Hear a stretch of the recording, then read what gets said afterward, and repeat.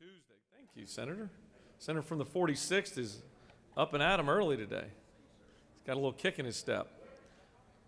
The hour of convening has arrived, and the Senate will now come to order. At this time, I'd like to ask that all unauthorized persons exit this beautiful chamber for the purposes of us doing our business. The chair would like to recognize his good friend, the distinguished, honorable Senator from almost Tennessee, from the 53rd.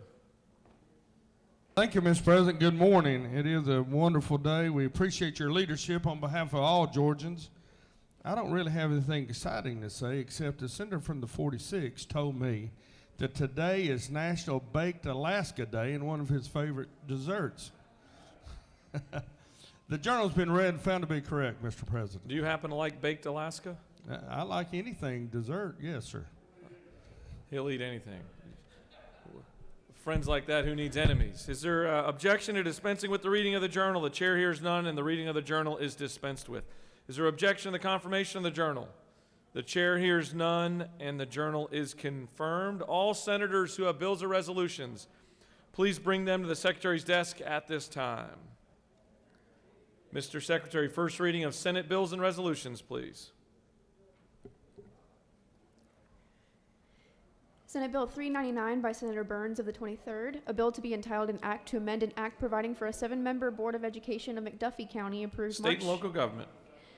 By Senate Bill 400 by Senator Burns of the 23rd, a bill to be entitled an act to amend an act creating the Board of Commissioners of McDuffie County approved February 16th, 1955. State and local government.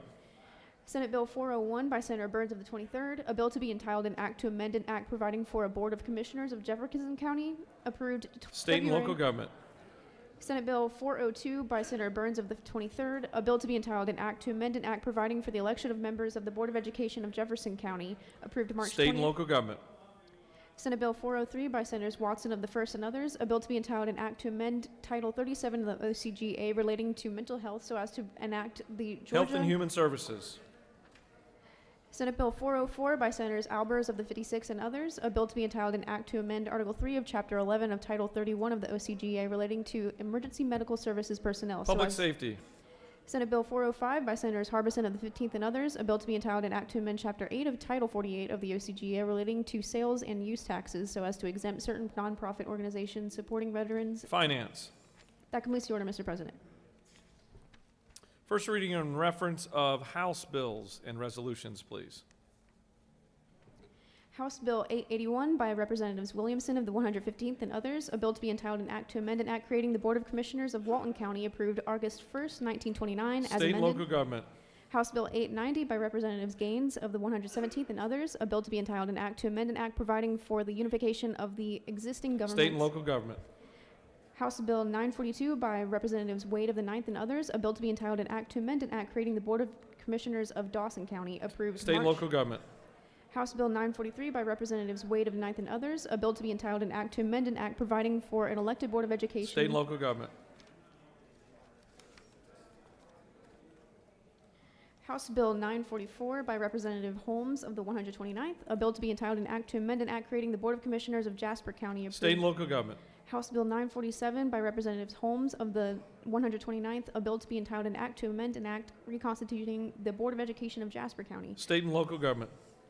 House Bill 948 by Representatives Rhodes of the 120th and others, a bill to be entitled an act to amend an act providing for the election of members of the Board of Education of Wilkes County approved March 18th. State and local government. House Bill 949 by Representatives Rhodes of the 120th, a bill to be entitled an act to amend an act creating the Board of Commissioners of Oglethorpe County. State and local government. House Bill 950 by Representative Rhodes of the 120th, a bill to be entitled an act to amend an act providing for the election of members of the Board of Education of Oglethorpe County. State and local government. House Bill 951 by Representative Leverett of the 33rd, a bill to be entitled an act to amend an act providing for a Board of Commissioners of Elbert County approved. State and local government. House Bill 952 by Representative Leverett of the 33rd, a bill to be entitled an act to amend an act reconstituting and recreating the Board of Education of Elbert County approved. State and local government. House Bill 953 by Representative Leverett of the 33rd, a bill to be entitled an act to amend an act creating the Board of Educationers of Lincoln County approved February 25th, 1949. State and local government. House Bill 954 by Representative Leverett of the 33rd, a bill to be entitled an act to amend an act providing for the election of members of Board of Education of Lincoln County. State and approved. local government. House Bill 955 by Representatives Williams of the 148th and others, a bill to be entitled an act to amend an act creating the Board of Commissioners of Crisp County, approved August 6, 1908. State and local government.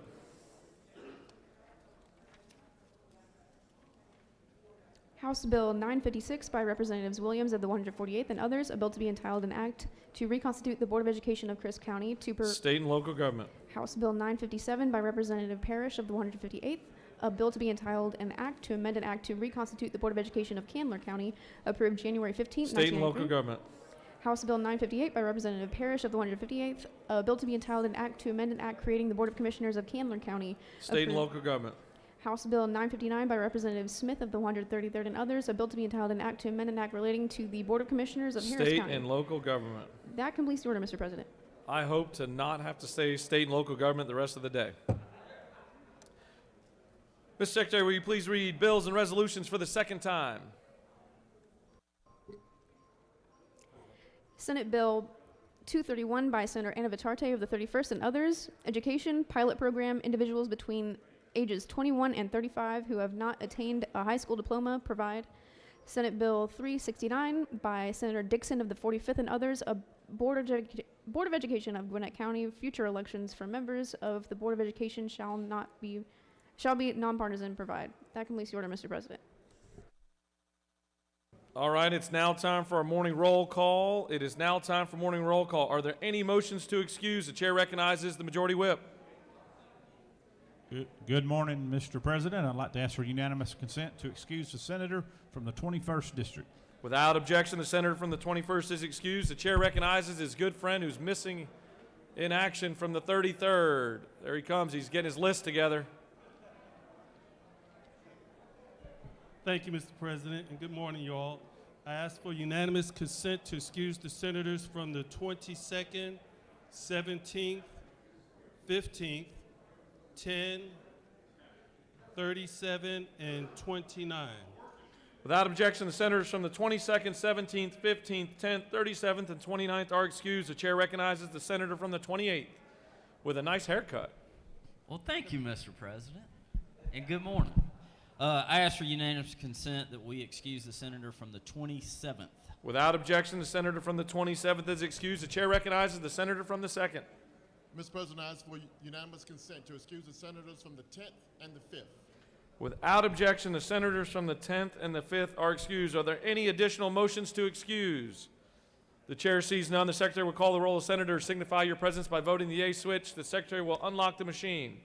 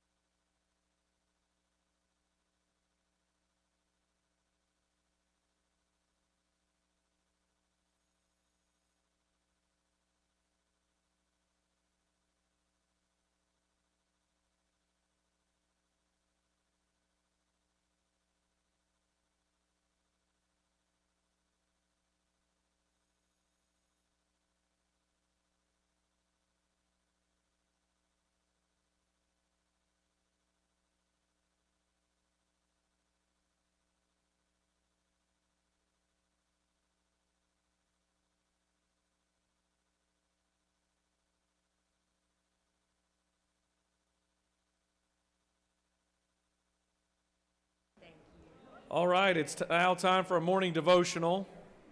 And I would ask that all senators take your seats. All senators take your seats and cease all audible conversations as we prepare for the chaplain of the day. Doorkeepers, please secure the chamber at this time. It's my honor to recognize the senator from the 42nd to lead us in our pledge and to introduce to us our chaplain of the day. Thank you, Mr. President. Please rise for the flag. I pledge allegiance to the flag of the United States of America and to the republic for which it stands, one nation, under God, indivisible, with liberty and justice for all. And now the Georgia flag. allegiance to the Georgia flag and to the principles for which it stands, wisdom, justice, and moderation. Good morning, Senate colleagues. Hope everyone had a nice break. It is my honor today to present the chamber with the chaplain of the day. Our chaplain is Rabbi Ari Kamen. Rabbi Kamen loves just about everyone. He loves to sing and pray with his community. He loves a good conversation after a delicious Shabbat meal. He loves learning with children, teens, and adults. He cherishes every moment of life, the good and the hard. Rabbi Kamen found a deep sense of purpose and infinite inspiration from his teachers at the Ziegler School of Rabbinic Studies. He received his rabbinic ordination with a concentration in philosophy in 2011. After ordination, Rabbi Kamen served as the assistant rabbi at Congregation B'nai Amunah in St. Louis for 5 years. Rabbi Kamen joined Congregation Shereth Israel, the first Jewish congregation in DeKalb County, in 2016. Shereth Israel is a congregation dedicated to serving the community as well as its membership. It's the first Jewish congregation in the country to found a homeless shelter for women that continues to operate today. The members actively serve the children of Atlanta by creating backpacks of food to bridge the gap when students supported by public school meals go home for the weekend. They partner with New American Pathways in sponsoring a refugee family from Ethiopia. Rabbi Kamen is a current member of a cohort of rabbis exploring the intersection of academia and the pulpit with the University of Pennsylvania, among many other professional associations. Please join me this morning in welcoming Rabbi Ari Kamen. Thank you so much. Well, good morning, everyone. I want to thank President Duncan and Senator Parent for this incredible honor. In addition to it being Baked Alaska Day, apparently, it's also in the Jewish calendar Rosh Chodesh Adar, the new month of Adar, in which we say that from the time that the month of Adar begins, we increase in joy. And I am truly overjoyed to be here. Ever since I was in high school taking AP Government at Walton High School, Mr. Oberland, I thought, well, maybe this would be the thing that I do with my life one day. But I was called into the service of reflecting God's universal, infinite light into the particular color of Judaism when I was in college. Even within Judaism, God's light has always been shown in different hues. And it's our culture to fiercely debate what God wants of us. Our study halls, our loud, raucous places, where we pore over ancient texts in the pursuit of truth today. We don't have doorkeepers like Bob Brown to keep the decorum. Some of these debates, they never end. We learn in a collection of wisdom called Pirkei Avot, assembled over the 1st and 2nd centuries, that every dispute that is for the sake of heaven will in the end endure. But one that is not for the sake of heaven, that will not endure. What are the controversies that are for the sake of heaven? We are taught the debates between Hillel and Shammai. And the controversies not for the sake of heaven, such was the controversy of Korach and his followers when they tried to overthrow Moses.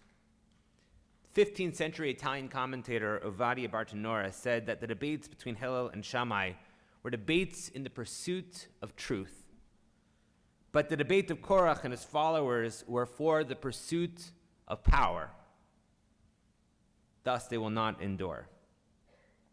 I like to believe that your debates in this hallowed hall of representatives are of the former, that you're here to pursue truth. Certainly, at the end of any debate, there's a vote, and a vote leads to a law. And you might think that's the end. But it was also the case with Hillel and Shammai. And in just about every case, the law went with Hillel. There was one case where, for 3 whole years, the debate raged. And the house of Shammai said the law should go according to our opinion, and the house of Hillel said the law should go according to our opinion. And finally, a voice from heaven came out and proclaimed, Elu ve'elu divrei Elohim Chaim. Both these and these are the words of the living God. But the law goes according to Hillel. And they ask why? What was it about Hillel that in almost every case, even though the debate raged and both these and these were the words of the living God, why was it that Hillel would win? We're taught that the house of Hillel was kind and patient, that they would teach the words of Shammai even before they would teach their own words.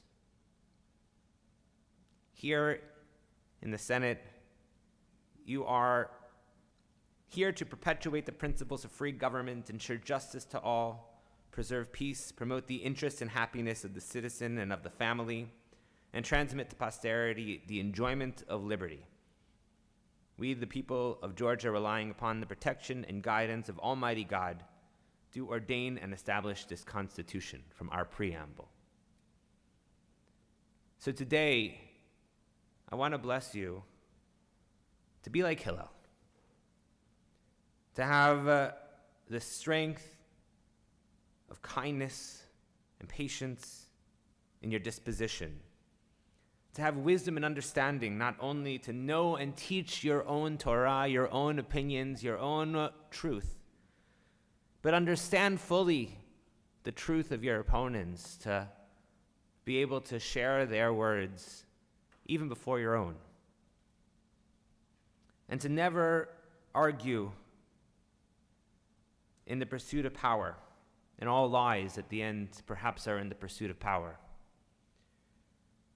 Because a lie in pursuit of power leads to an argument that will not endure, an argument that is not for the sake of heaven.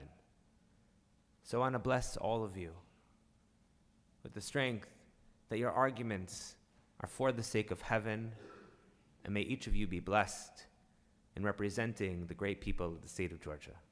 Amen.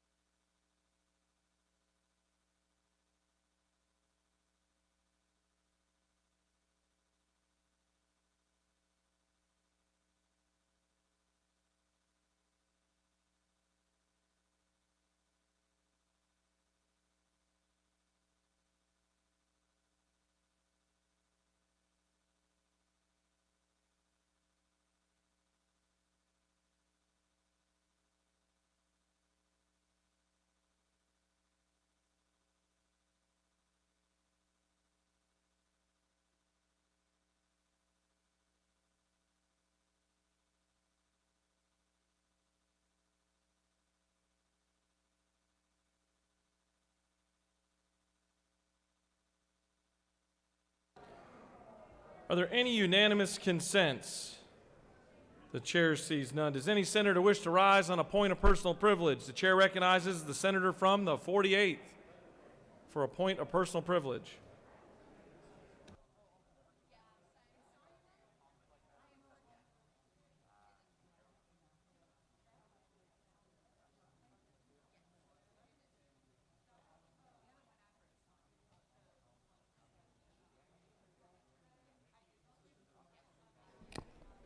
Thank you, Mr. President. I rise today to wish everyone a happy Lunar New Year. Today is the first day of the Year of the Tiger, which some cultures believe is a zodiac sign that symbolizes strength, bravery, and the exorcism of evil. Chinese culture has a number of customs for Lunar New Year that I'm going to talk about, and these customs are thought to bring good luck. One of these customs is wearing red. I don't usually wear red for, number of reasons, but you can see I'm wearing red today. Some other customs include cleaning the house in order to sweep away bad luck from the last year, giving out red envelopes with money, setting off fireworks to frighten away evil spirits, and eating auspicious foods like dumplings, fish, and mandarin oranges. And while peaches are not a customary food for the Lunar New Year, probably because they're not in season, it's probably good to note that from the Georgia State Legislature that in Chinese culture, peaches are a blessed fruit that symbolize longevity. And I believe that because every day in this building can feel like 100 years. So the most important part of Lunar New Year is spending time with family, paying respect to our ancestors, and laying the groundwork for the year that lies ahead. And although many of us are unable to be with our families this new year, I'm happy to be with this family we have here and that we've made together in this chamber, and I hope that together we can work together in the Year of the Tiger to embody the strength, bravery, and good work in the face of evil that we take up in service to the state of Georgia. So happy Lunar New Year to everyone. Sun Nin Fai Lo Gong Hei Fat Choi. Thank you, Mr. President. I yield the well. Chair recognizes the senator from the 32nd for a point of personal privilege.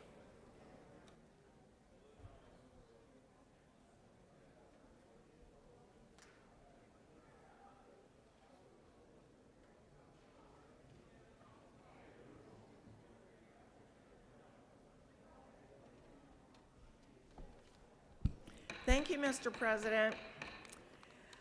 I don't know if y'all remember last week, but on your desk last week was recognition that today is Skin Cancer Awareness Day. So if you stop by room 216 downstairs, you can get some sunscreen, and some of y'all need to put that on your head. So I hope that you'll stop by and visit them.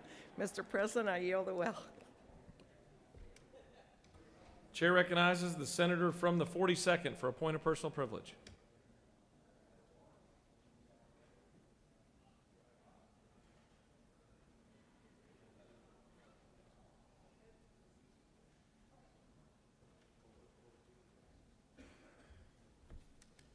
Thank you, Mr. President. I am so excited this morning to tell everyone that it is Girl Scout Day at the Capitol. I know, we're not doing our usual, presentations here on the floor, so we don't have any cookies this year, but I can tell you that the Girl Scouts have been very active in their communities selling a lot of cookies. And so we do want to take this minute to remind everyone how important the Girl Scouts are and all of the good work that they do in leadership development. Of course, the Girl Scouts were founded more than a century ago by native Savannian Juliet Gordon Lowe. I know, a big point of pride for us here in the state of Georgia. The life mission of Juliet Gordon Lowe was to build girls of courage, confidence, and character. And the leadership experience of the Girl Scouts encourages girls to develop a strong sense of self, connect with their communities both locally and globally, and feel empowered to make a difference in the world. I know that many of our women legislators were Girl Scouts and have gone through that leadership development program. I am one of them, and it's just amazing to see that this movement started by Juliet Gordon Lowe reaches every corner of the world today. And there are 75,000 Girl Scout members just here in the state of Georgia. So we have a lot of Girl Scouts, or some anyway, up here in the gallery. If y'all would stand, and everyone please join me in welcoming and honoring the Girl Scouts today.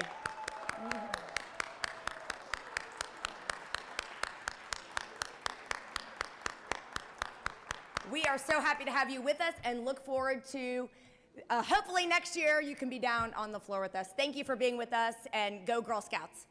Thank you, Mr. President. I yield the will. Chair recognizes the senator from the 39th for a point of personal privilege.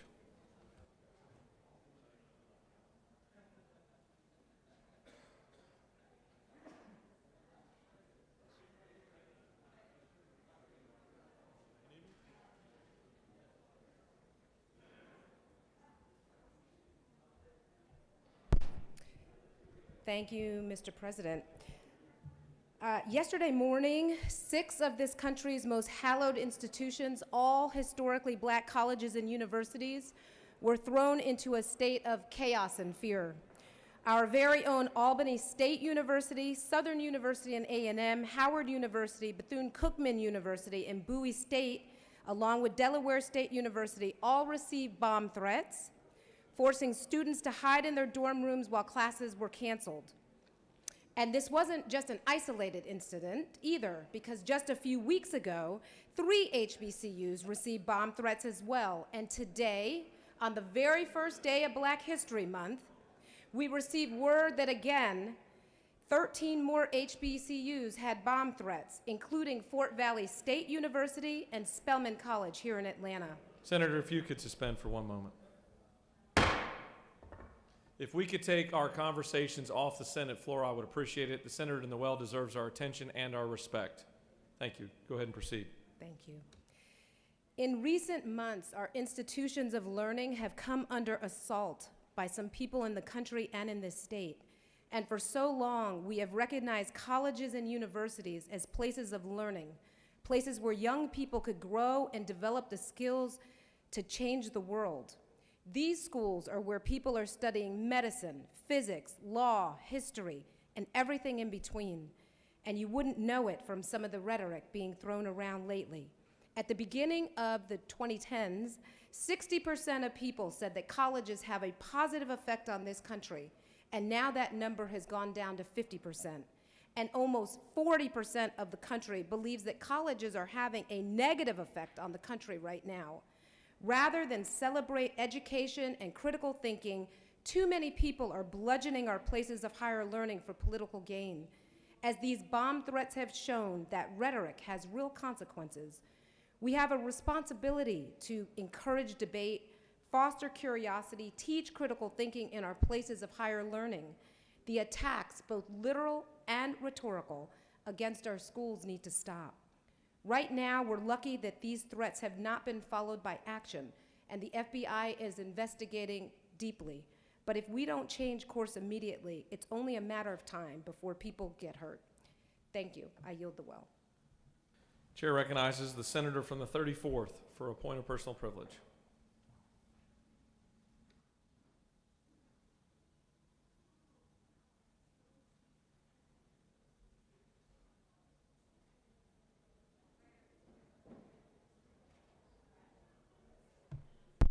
Thank you, Mr. President.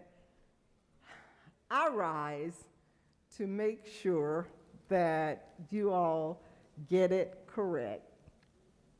I was attempting last week to remind those who are not in the metro area to don't forget to pack your red for Go Red this week. Now, many of you have come to me and said, I thought Go Red was today. Well, Go Red is Thursday here at the Capitol. Yeah, you were one of them. I saw it. It's all good. You can still wear it again. Okay? Go Red for Women is Thursday. We are not in on Friday. So on Thursday, even if you wore your red today, if you don't have any more red, we're not going to shame you or anything. You can wear your red again on Thursday. Now, in addition to that, this card, can you all see it? I know it's far away. It's red. And this card says, you have the power. You have the power to contribute and become a member of the American Heart Association. I began last week by saying, do you know a heart attack survivor? Well, I'm reminding you today, I am a survivor, so you know me. Please give, wear your red on Thursday. Today is, what today? Tuesday, okay, come on. So after Tuesday come, and after Wednesday come, Thursday, go Red Day. Thank you and have a blessed day.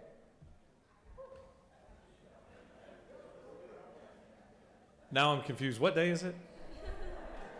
It ends in a Y. Today ends in a Y. I know that. Chair recognizes the senator from the 43rd for a point of personal privilege.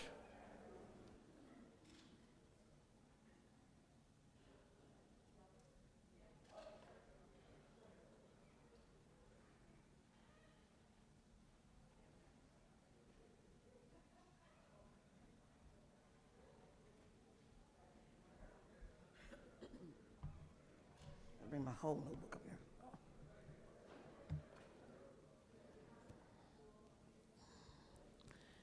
Thank you, Mr. President. Good morning, colleagues. Good morning. Today is the first day of Black History Month, and it is a time to celebrate the accomplishments and history of Black Americans. The origins of National History Month week dates back to 1926 when Carter G. Woodson first established Negro History Week during the second week in February. It is thought he chose that week because it encompasses the birthdays of President Abraham Lincoln and abolitionist Frederick Douglass. The movement spread during the Civil Rights Movement, expanding to encompass the entire month. Since 1976, every U.S. president has officially designated the month of February as Black History Month.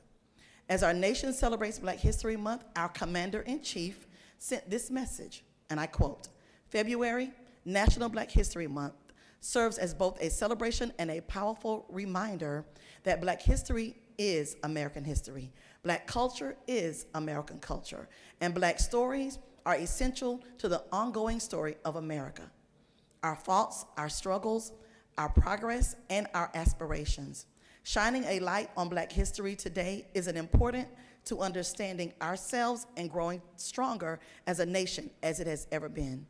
That is why it is essential that we take time to celebrate the immeasurable contributions of Black Americans and the growing honor the legacies and achievements of generations past, reckon and with centuries of injustice, and confront those injustices that still fester today.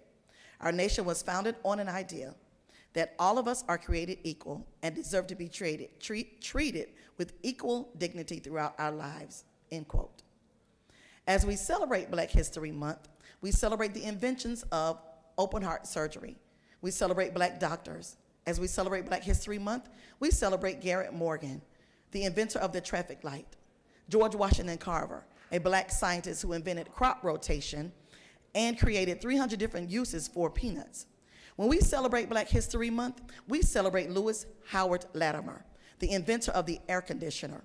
We celebrate Elisha Graves Otis, the inventor of the elevator. The Otis elevator, the inventor.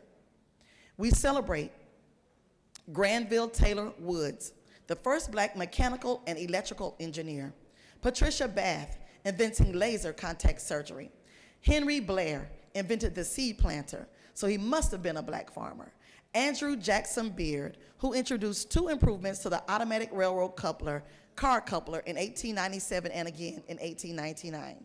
And the list goes on and on and on. When we celebrate Black History Month, we celebrate Black excellence. We celebrate HBCUs. We celebrate educators, attorneys, judges, musicians, entertainers, and the arts, and much, much more. Happy National Black History Month. Thank you, Mr. President. I yield the will. Thank you, Senator. Chair recognizes the senator from the 40th for the purpose of introducing the Doctor of the Day.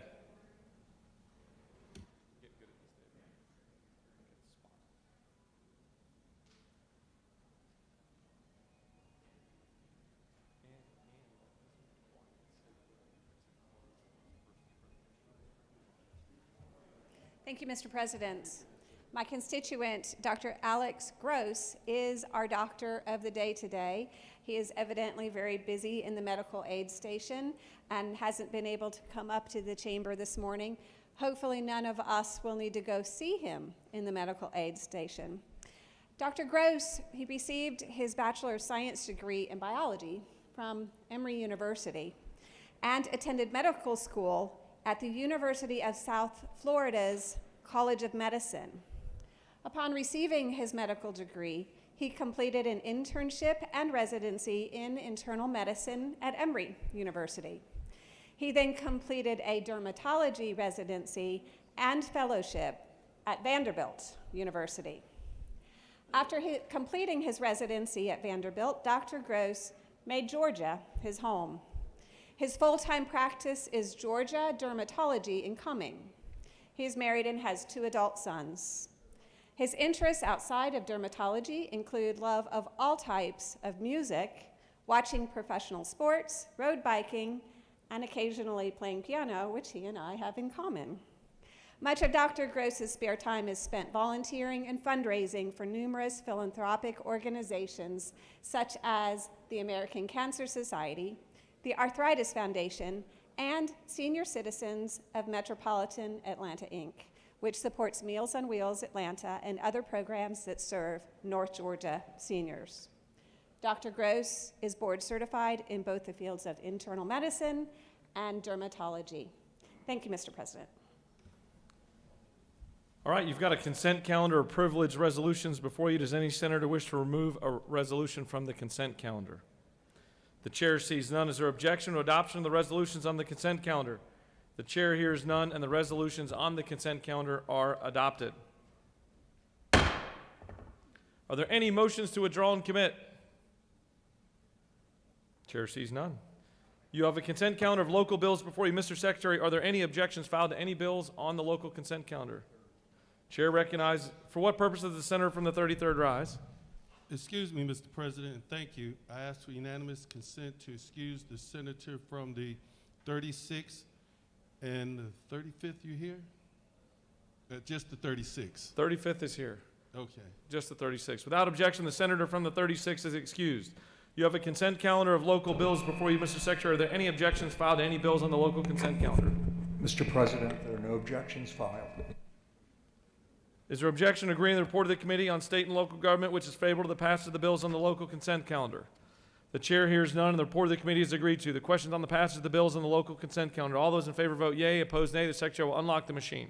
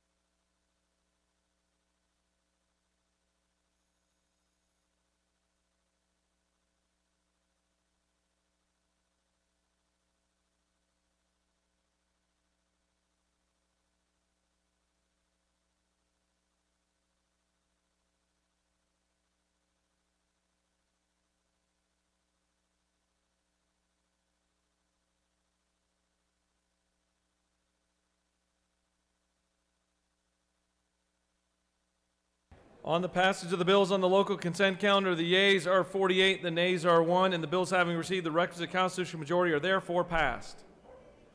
For what purpose does the majority leader rise?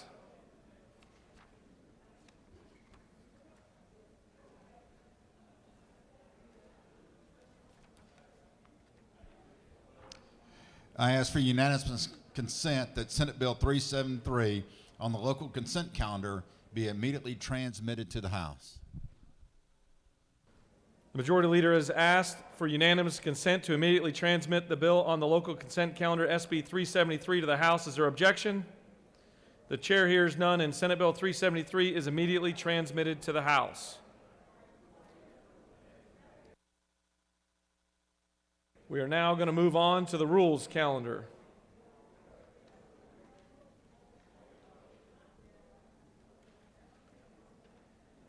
Mr. Secretary, can you please read the caption of Senate Bill 330?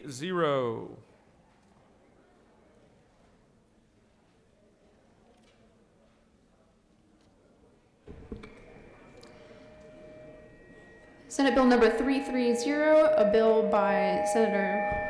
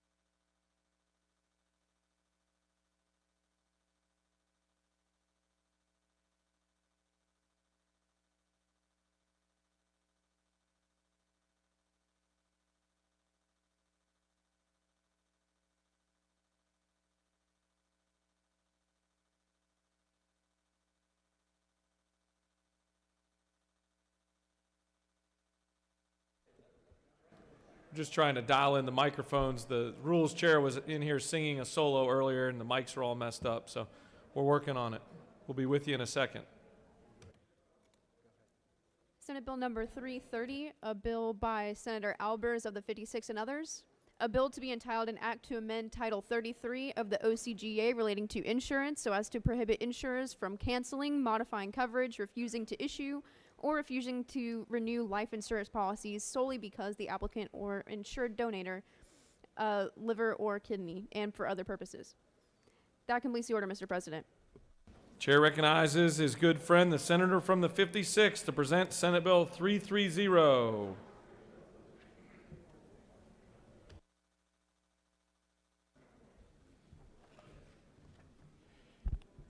Thank you, Mr. President. Good morning, colleagues. It is a sincere honor and privilege for me to present Senate Bill 330, the Giving the Gift of Life Act. As many of you know, this is very personal to me and to my family. Back in August of 2020, my older son, Will, almost lost his life when his kidneys failed and had to go on dialysis. I'll be forever thankful to the doctors, nurses, and staff at Cherokee Northside Hospital for keeping him alive. However, he had to go on dialysis at age 24, which forever changed his and our family's lives. The emotion, as well as the process to become a person able to receive an organ donation or to give, is extraordinary. And we are very fortunate. My wife, Carrie, who is with me today, we're educated. We're super type A personality, and we're pretty darn well connected.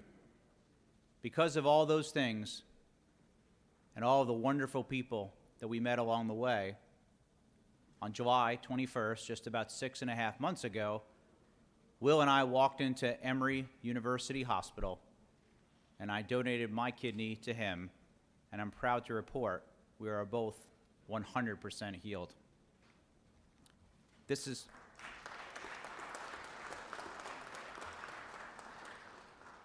Thank you. This is our calling now, though. Our calling to help other people. And that's what this bill is going to do. I want to thank all those that work in the transplant community and hospitals, all of the foundations, the thousands of families that we have been in contact with. It's truly been humbling. It's not too often I'll be able to stand in front of you and tell you that this bill is going to save lives. Thousands, if not 10,000s of lives here in Georgia. My goal is to get the transplant list down to 0. And you can do that with me today. This bill has several sections. Let me skip to the meat of it. Section 2 was brought to me by the National Kidney Foundation, and they are working on passing this through every state in our nation. It simply says that a life insurance company cannot cancel nor deny insurance to people like me who have been donors of a kidney or a liver, because there is absolutely no change to our livelihood whatsoever. The second part of the bill, in Section 3, is a tax exemption that has been on the books for decades at $10,000. We are raising that to $25,000 for both inflation as well as to make sure we're helping people and not having any barriers to them wanting to be an organ donor. And in Section 4, this is for our businesses. They can apply for a state tax credit to allow that person that is either a donor or a recipient up to 6 weeks or 30 days of paid time off, so they don't lose their job, they don't have to go on FMLA, use all their vacation, sick time, or not get paid at all. This tax credit helps businesses also give the gift of life. This bill is a little unique on when it becomes effective. Section 2 for insurance is our typical July 1st of this year. The 2 tax credit changes are July 1st of 2023 to give time for our folks at the Department of Revenue and the state to have everything put together in a logical and organized manner. There is a fiscal note with this bill, and you will see at the very top end, this could cost the state of Georgia up to $1.7 million. Let me give you some interesting facts. For someone who is in renal failure, like my son Will was, the average cost is $250,000 a year, every single year. However, once a successful transplant's done, the cost is less than 1/10. And most folks who are dealing with that type of failure, over 80%, are utilizing Medicare and or Medicaid, taxpayer dollars. Just based on the fiscal note of $1.7 million, the savings to Georgia would be $62 million. I don't know about you, but that's a pretty good return on an investment. So in summary, today in this chamber, we can do something extraordinary. We can save people's lives. We can encourage people to help by inspiring them and breaking down the barriers to be organ donors, and we can give hope to those who are on that list who are in need of one. Thank you for the opportunity to present this bill in front of you. I'm going to ask you light this board up green behind me when it comes time to vote and send a strong message that here in the Georgia State Senate, we care and we're going to make a big difference. Mr. President, if there are no questions, I would yield the will. You have a question. Chair recognizes the Dean of the Senate for a question. Isn't it true, Senator, that I greatly respect your efforts and the act that you did, and highly, highly commendable of this bill and support it, and also at the same time aware of the fact that this is a great problem, kidney failure, and that that it affects many, many African Americans, especially. And I just want to commend you publicly for this. It's a great move and highly commendable. And isn't it true that I support this wholeheartedly? Yes, and thank you so much for your support. You have no more questions. Thank you, Mr. President. Chair recognizes the senator from the 35th to speak to the measure.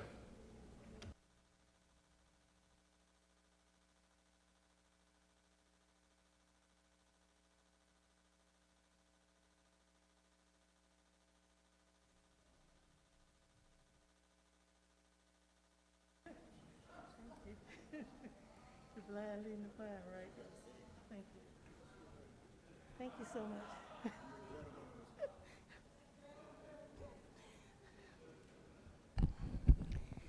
No, that was not the blind leading the blind. He was just helping me. Thank you. Thank you, Mr. President. And thank you, Senator from the 56th, for this bill. I stand in favor of this legislation. And I, too, have a personal story, so I know firsthand what this bill could have done. My son got killed many years ago by a drunk driver, healthy, beautiful young man that was a senior in high school. And as a result, he was able to donate his heart, lungs, kidney, pancreas, eyes, and the list goes on, nine different, and bone marrow. And all of those people are still, who were recipients, are still living after all these years. It gave them life. Then 4 years after my son died, my husband was diagnosed with renal failure. For 13 years, he was waiting for a kidney. 13 years. Because he had O blood, and everybody can use that particular kidney. So it put him further down the list because he was healthy otherwise. But after 13 years, he didn't make it. By the time they called us for a kidney finally, and to go to Emory in the middle of the night, he had other complications and he didn't make it. Insurance was a problem too. And he was on dialysis all those years. All that money that was spent when he could have gotten a kidney and survived. So please, if you have any doubts about voting for this legislation, I hope you change and vote yes. Because I can't bring back my husband or my son, but maybe we can save many, many, many lives. So, Mr. President, I yield the will, and I ask for everyone's favorable consideration. Thank you, Senator, for that heartfelt. Chair recognizes the senator from the 6th to speak to the measure.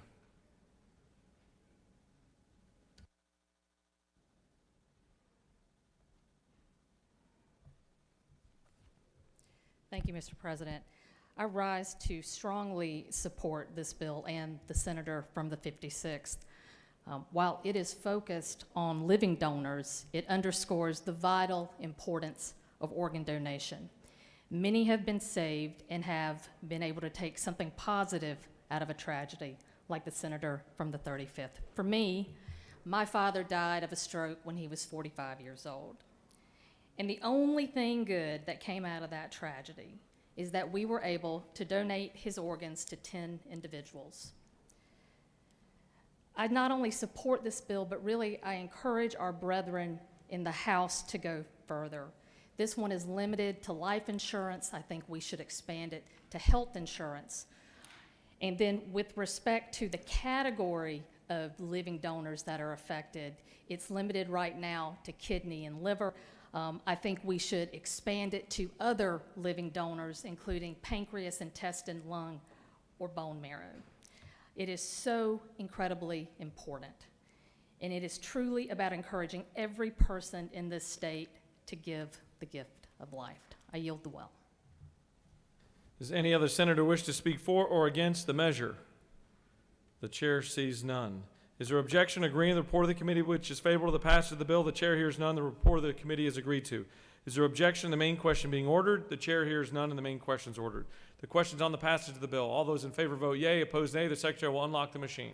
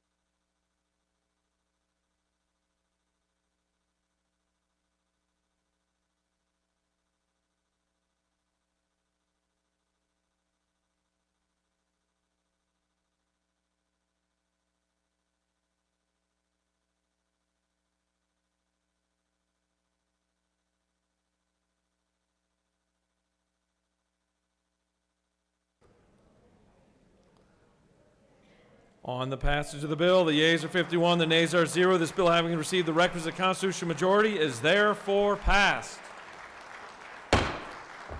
Great work, Senator.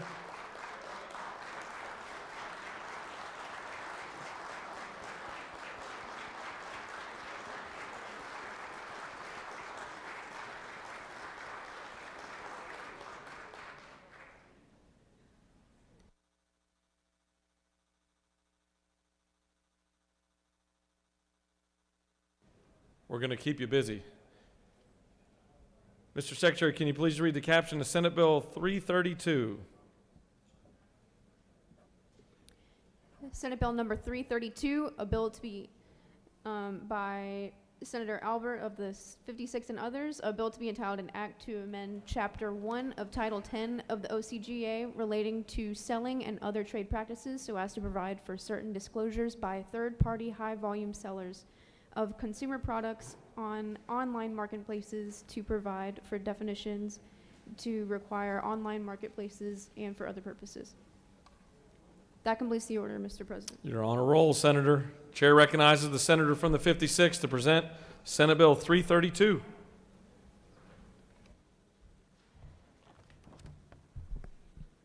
Thank you, Mr. President. Hard to follow that one.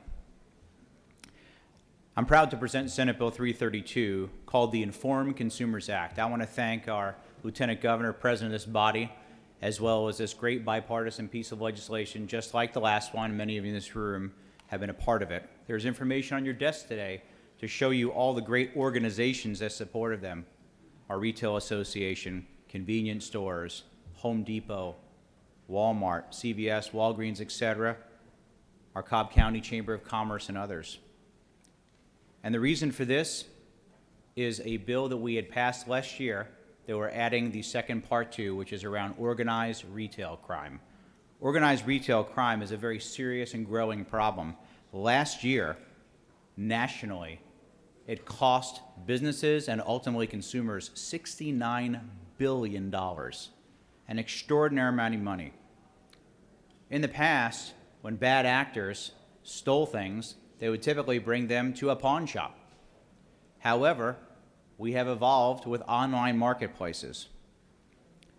This has allowed those who are committing organized crime acts on a large scale to be able to get their goods sold very quickly.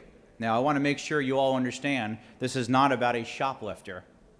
This is much bigger. It's theft for greed and not for need. I'm proud to report that all of the high-tech companies as well as retailers came together earlier this year to work on a federal bill. And what you have here is more than 98% identical to the federal bill, with some minor changes that fall specifically under federal law and guidelines versus state law. And all those tech companies, which you will see, endorsed that bill. So I'll take you very quickly through this bill. While it is a lot of pages, it is very straightforward. Beginning on section 2, this defines a high-volume third-party seller. This is not you or your neighbor who wanted to refinish your grandma's dresser and put it up for sale on the Facebook marketplace. These are folks that are doing 200 or more transactions and $5,000 in gross revenues during any 12-month period. Online marketplaces are everyone you think that they are today, from the large ones of Amazon, eBay, Facebook, Etsy, to hundreds and hundreds more. Third-party sellers are folks that sell on behalf of somebody, as opposed to a direct seller who is selling right from themselves. So you know, many years ago, we did a great job to curb metal theft in the state of Georgia. We came up with a policy to make sure we gathered information from those who were selling that metal to find out later if there was a problem that we could go after them through law enforcement and the criminal justice system to prosecute them. It worked very well, and metal theft has gone down dramatically. We apply those very same rules to what's happening here, where we put basic data collection information in place about the person, their bank account, contact information, ID, etc.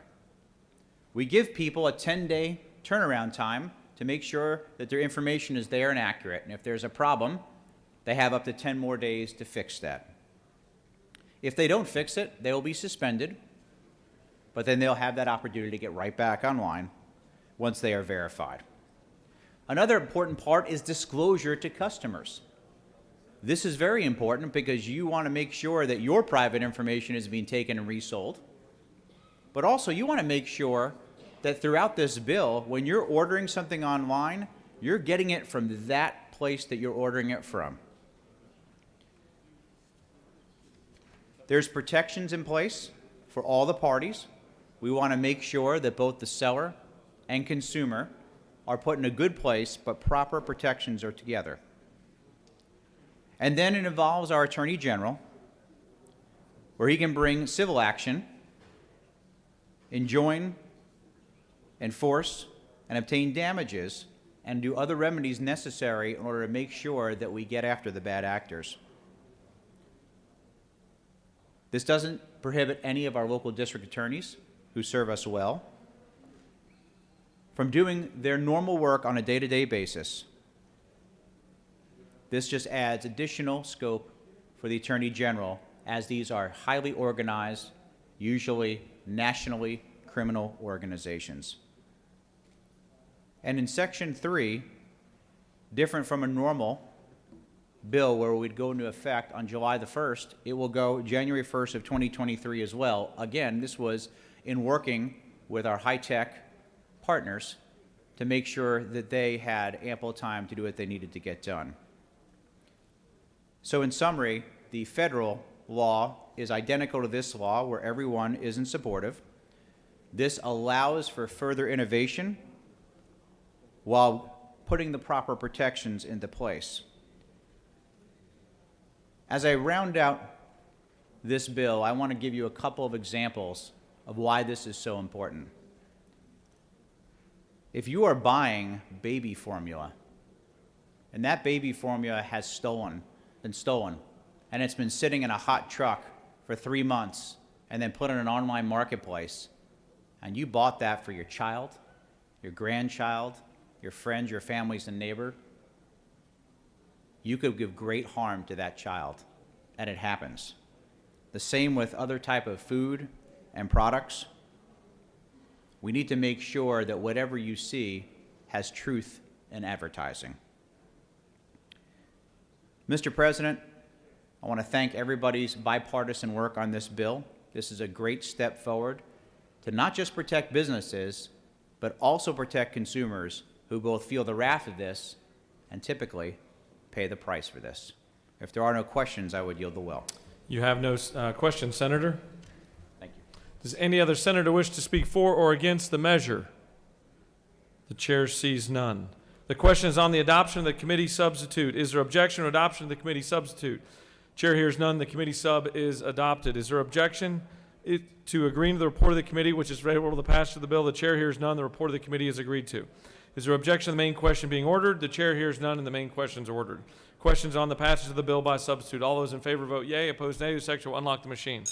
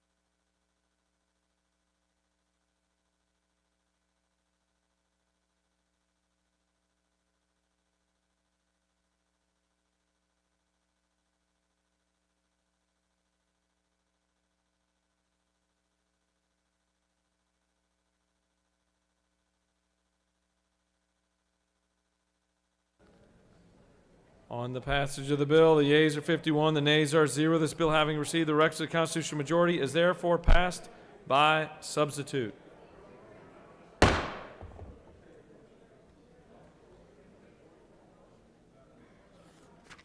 The chair would like to recognize our majority leader. Thank you, Mr. President. I move that the Senate stand adjourned until 10 a.m. on Wednesday, 2 February 2022. All right, just as a quick reminder that we've got our panoramic photo for tomorrow. I know that the Rules Chairman has been busily shopping for his outfit for tomorrow. I'm anxious to see what it looks like. So tomorrow, the panoramic photo will be in the Senate chamber. Mr. Secretary, do you have any announcements? The Rules Committee will meet immediately upon adjournment today in room 450. The Higher Education Committee will meet at 1 p.m. today in room 450. The Insurance and Labor Committee will meet in Mez 1 at 1 p.m. today. The Health and Human Services Committee will meet in 450 at 2 p.m. today. The Public Safety Committee will meet in Mez 1 at 2 p.m. today. The Agriculture and Consumer Affairs Committee will meet in Mez 1 at 3 p.m. today. The Regulated Industries and Utilities Committee will meet in 450 at 3 p.m. today. And the Judiciary Committee will meet in 307 of the CLOB at 4 p.m. today. That completes the order, Mr. President. Is the senator from the 50th still your roommate? Y'all still roommates? Help him coordinate his outfit tomorrow. Pick out his tie for him. Okay. Chair recognizes the senator from the 41st for an announcement.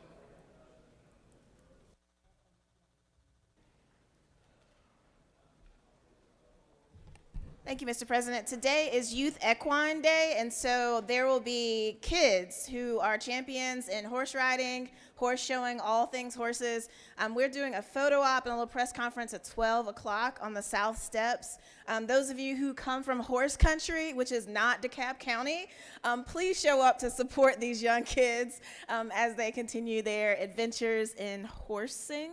I don't know. This is not me. So 12 o'clock, please come down and celebrate these national champions. Chair recognizes the senator from the 40th for an announcement.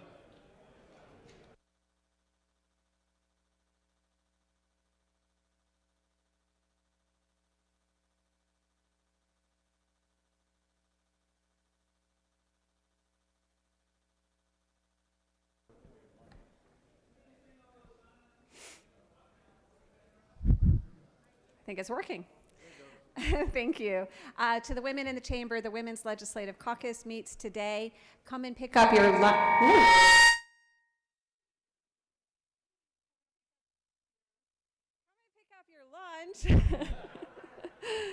In CLB 514. Note the different room. CLB 514. Come get your lunch. It's a planning meeting today. It may be short because I think the House Democratic Caucus is meeting at 12:30.